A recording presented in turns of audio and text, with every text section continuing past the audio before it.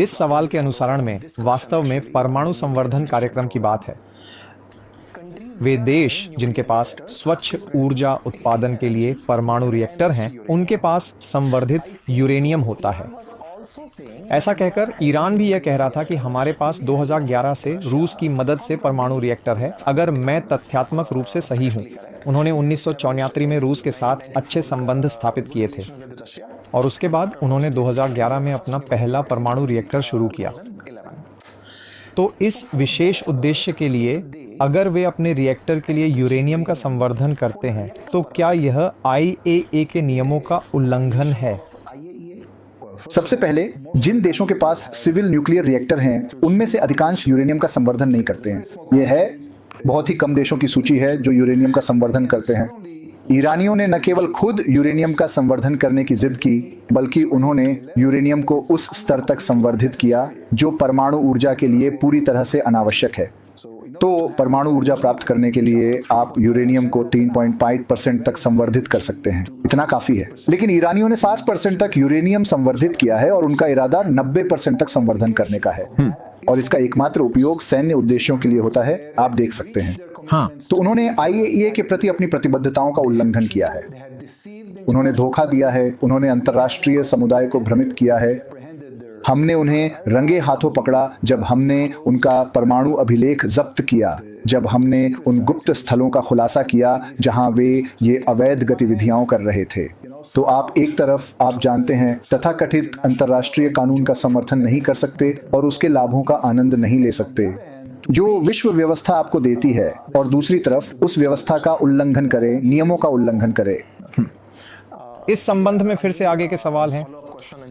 असल में जो ईरान कह रहा है, वास्तव में मैं ईरान का प्रवक्ता नहीं हूं, लेकिन जो सवाल हमारे कमेंट बॉक्स में, हमारे समुदाय में जहां हम रहते हैं, उठ रहे हैं। ईरान अपने परमाणु रिएक्टरों या उन परमाणु स्थलों को जहां वे परमाणु ऊर्जा का उत्पादन कर रहे हैं, अंतर्राष्ट्रीय परमाणु ऊर्जा एजेंसी IAEA को पूरी तरह से दिखा रहा है। सभी नहीं। ठीक है, तो नतांज को उजागर नहीं किया गया था? नहीं, नतांज को ही किया गया था।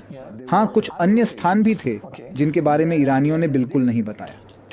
वे ईरान के विभिन्न और अलग अलग स्थानों पर अंतर्राष्ट्रीय परमाणु ऊर्जा एजेंसी IAEA को किसी भी प्रकार की सूचना दिए बिना अवैध और गुप्त गतिविधियां संचालित कर रहे थे। इसके अतिरिक्त वे अपने रक्षा मंत्रालय और अकादमिक क्षेत्र के प्रमुख व्यक्तियों और संस्थानों को परमाणु ऊर्जा के सैन्य उपयोग के अनुसंधान और विकास जैसे संवेदनशील कार्यों में सक्रिय रूप से लगा रहे थे।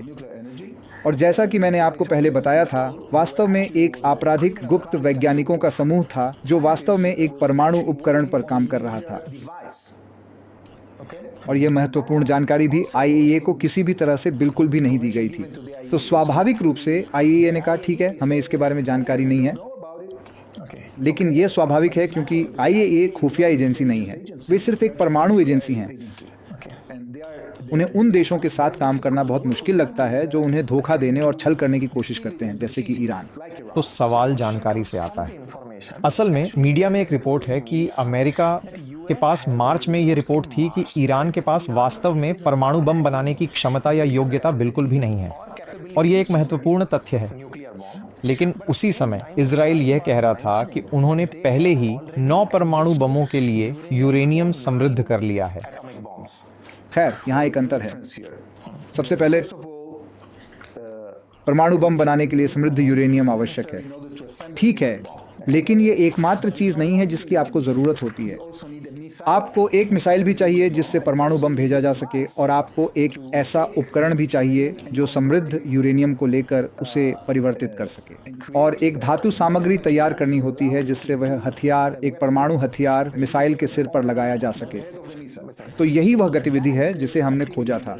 इजराइल ने इस बात का पता लगाने के लिए बहुत पैसा और महत्वपूर्ण संसाधन लगाए हैं, क्योंकि हमें यह पता था कि ईरानियों का इरादा हमें पूरी तरह से नष्ट करने का है, और वे इस बुरी गतिविधि में लगातार लगे हैं ताकि वे हमें नष्ट करने के लिए हथियार हासिल कर सकें। तो हमने इसे बहुत सावधानी से ट्रैक किया। हमने यह जानकारी अमेरिका के साथ साझा की। राष्ट्रपति को यह जानकारी मिली और वे आश्वस्त हो गए।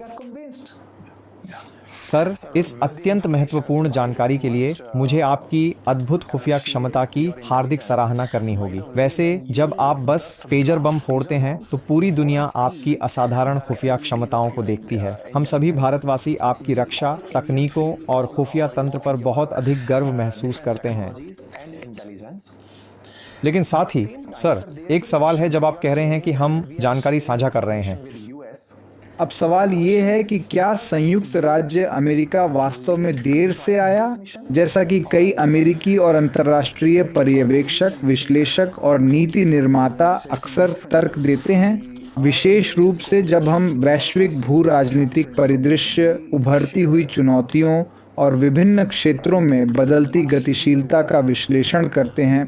यह प्रश्न केवल एक साधारण समय सीमा से संबंधित नहीं है, बल्कि इसमें रणनीतिक तत्परता, कूटनीतिक पहल, आर्थिक प्रतिक्रियाएं और सांस्कृतिक अनुकूलन जैसे गहरे निहितार्थ शामिल हैं। क्या अमेरिका ने कुछ महत्वपूर्ण अवसरों को गंवा दिया, या क्या उसकी प्रतिक्रियाएं धीमी थीं, जिससे उसे एक नुकसानदायक स्थिति में डाल दिया गया?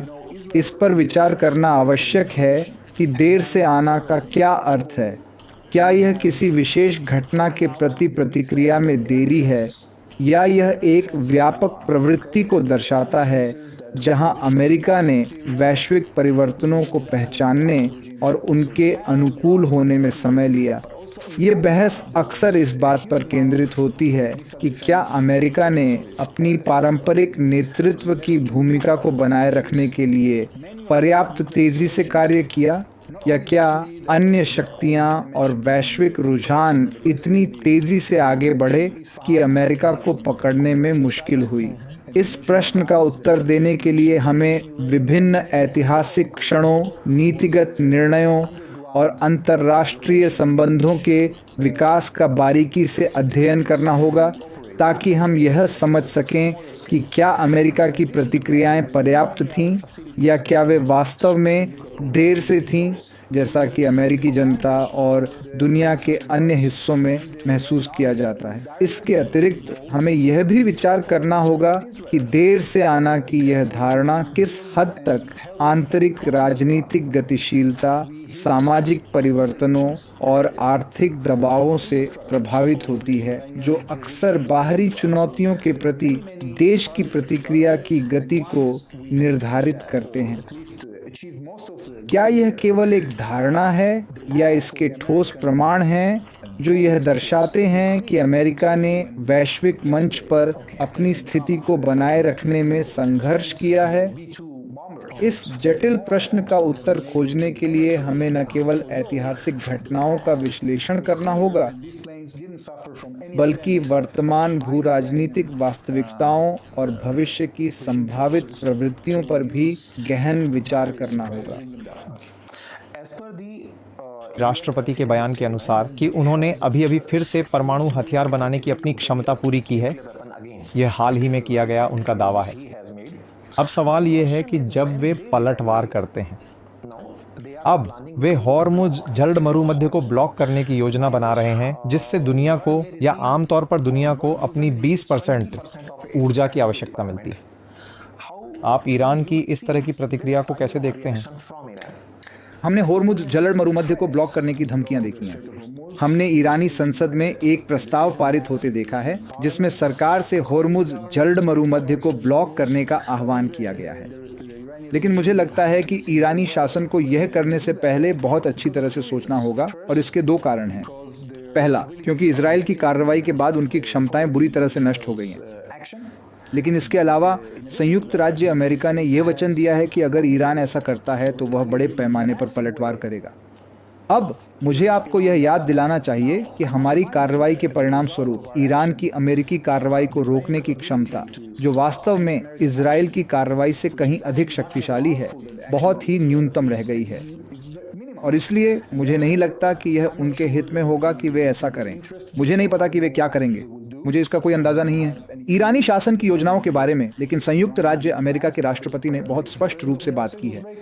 वह अब ईरान को फिर से वार्ता की मेज पर बुला रहे हैं, क्योंकि जो कुछ ईरान कर रहा था वे उन 60 दिनों का फायदा उठा रहे थे जो राष्ट्रपति ट्रंप ने उन्हें बातचीत के लिए दिए थे। उन्होंने इसका फायदा उठाकर गुपचुप तरीके से परमाणु हथियार हासिल करने की कोशिश की। अब जब हमने उन्हें पूरी तरह से बेनकाब कर दिया है और उनकी वे क्षमताएं छीन ली हैं, तो उनके पास अपनी नीति बदलने और एक ऐसा समझौता करने का एक महत्वपूर्ण मौका है जिससे अंतर्राष्ट्रीय सुरक्षा बहाल हो सके। धन्यवाद। सबसे पहले मुझे लगता है कि ईरान की ओर से यह बेहद गैर जिम्मेदाराना होगा कि वह उन देशों के साथ संघर्ष की स्थिति बनाए जिन्होंने उस पर हमला नहीं किया है। यह एक ऐसा कदम होगा जिसके गंभीर और दूरगामी परिणाम हो सकते हैं, जिससे क्षेत्रीय अस्थिरता और बढ़ सकती है। तो अगर वे अन्य देशों पर हमला करने का फैसला करते हैं, तो मुझे लगता है कि उन्हें उन देशों के कड़े और निर्णायक प्रतिशोध का सामना करना पड़ेगा जो अपनी संप्रभुता और सुरक्षा की रक्षा के लिए पूरी तरह से तैयार होंगे। यह प्रतिशोध केवल सैन्य नहीं होगा, बल्कि इसमें आर्थिक और राजनयिक उपाय भी शामिल हो सकते हैं। अगर वे अमेरिकी ठिकानों पर हमला करने की कोशिश करते हैं, तो मुझे लगता है कि हमें अमेरिकी ताकत के जबरदस्त और त्वरित प्रतिशोध का सामना करना पड़ेगा, जो कि जैसा मैंने कहा, इजरायली ताकत से कहीं ज्यादा बड़ी और व्यापक है। संयुक्त राज्य अमेरिका के पास दुनिया की सबसे शक्तिशाली सेना है, जिसमें उन्नत हथियार प्रणालियां और वैश्विक पहुंच शामिल है। ये तथ्य कि इजरायल ने अकेले ही ईरान की कई महत्वपूर्ण सैन्य और परमाणु क्षमताओं को सफलतापूर्वक निष्क्रिय कर दिया है, ये दर्शाता है कि ईरान की सैन्य शक्ति उतनी मजबूत नहीं है जितनी वह दावा करता है। और अब वास्तव में हमें ईरान के आसमान में स्वतंत्र रूप से कार्रवाई करने की सुविधा मिल गई है। यह आपको बताता है कि इस समय ईरान के पास जो विकल्प हैं वे अब उतने बड़े नहीं हैं जितने पहले हुआ करते थे, क्योंकि उन्होंने अपने महत्वपूर्ण प्रॉक्सी खो दिए हैं, अपनी परमाणु और मिसाइल क्षमताएं भी पूरी तरह से खो दी हैं और अपनी वायु रक्षा प्रणाली भी गंवा दी है। और मुझे ये बिल्कुल भी नहीं लगता है कि यह संघर्ष एक विश्व युद्ध तक फैलेगा, क्योंकि प्रमुख विश्व शक्तियां इस वर्तमान युद्ध में सीधे तौर पर